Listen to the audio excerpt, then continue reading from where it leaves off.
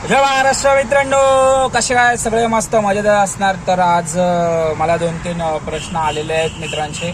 ते म्हणजे काय, बॅच आणि परमिट मधला फरक काय भावा.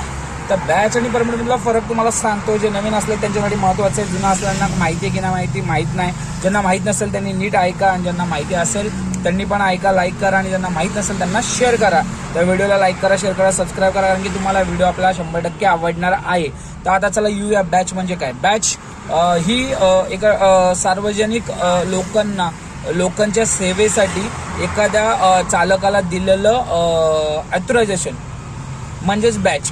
म्हणजे आता मी आहे, मला बॅच दिलंय, तर ITOने मला बॅच का दिलं की मी लोकांना ट्रान्सपोर्ट करू, म्हणजे त्यांचं इकडं म्हणजे त्यांना पिकअप ड्रॉप वगैरे सोडण्या करू शकतो.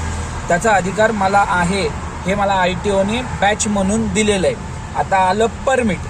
परमिट ही जी आपली रिक्षा आहे, त्या रिक्षाने आपण लोकांना पिकअप ड्रॉप करतो, सोडतो. त्यासाठी ही ITOने मान्य केलेलं आहे. म्हणजे ITOने परमिशन दिलं म्हणून ते परमिट असतं की आपण लोकांना पिकअप ड्रॉप करू शकतो. समजलं तुम्हाला.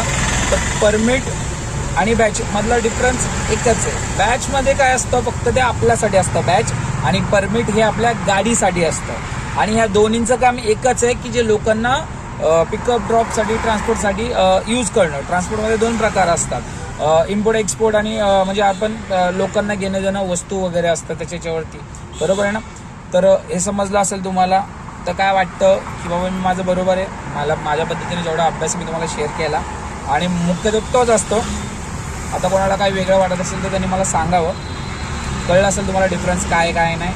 जय महाराष्ट्र.